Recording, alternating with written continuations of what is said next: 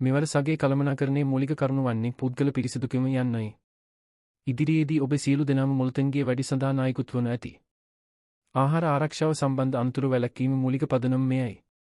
කරුණාකරු හොඳින් අවබෝධ කරගන්න. මුලින්ම ඔබම පරීක්ෂා කරගන්න. ආහාර සගයාවත් ලෙස හැසිරවීමට නම් ඔබත් සගයාවත් සහ පිරිසිදු විය යුතුයි.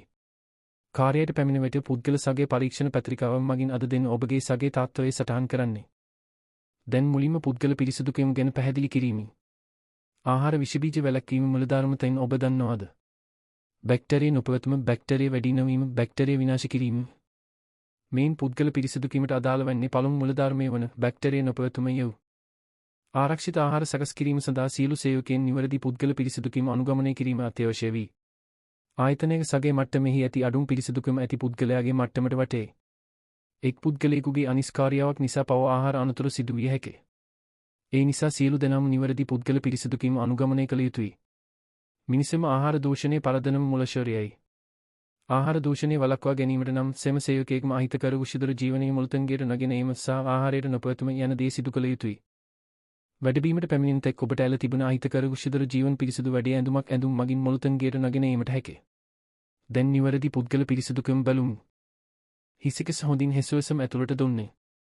එසේ නොකළහොත් වටින හිසිකස් විදේශ දරුවයි ලෙස ආහාරයට මිශ්‍ර විය හැකිය. හිසිකස් දිනකට සමානයෙන් 55කී පමණ වැටේ. එය නැවත දමේ නොහැකි බැවින් මුළුතැන්ගේට නවටින ලෙස කාර්ය කිරීම වැදගතය.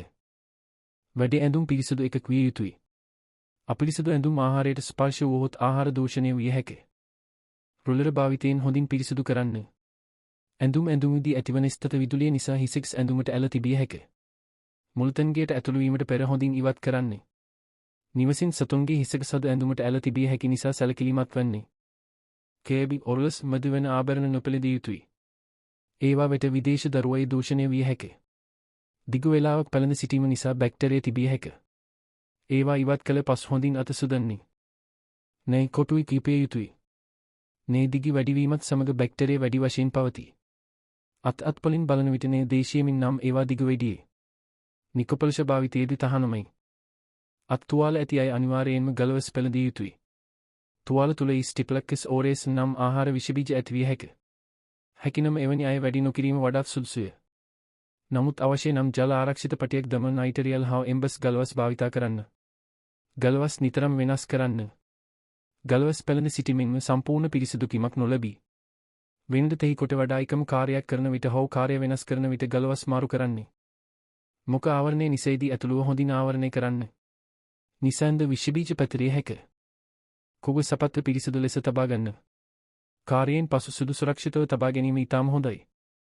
පතල අපදරුවේ රැඳී සිටියහොත් මුළුතැන්ගේ දූෂණය වී. දැන් නිවැරදි රොලර භාවිතා කිරීමේදී. එක හිසින් ආරම්භ කරන්න. ඉහළ දෙපස පිටපස හොඳින්. දක උරහිස හොඳින්. තින් අත දක ඇතුළත් හා පිටත්. 4 පපුවන උදරේ දක්වේ. පිටපසු. හොය පදු දෙක ඇතුළත් හා පිටත්. රොලර කිරීමෙන් පසු අනිවාර්යයෙන්ම අත සුදන්නේ. ඔබගේ අවධානයට ස්තුතියි.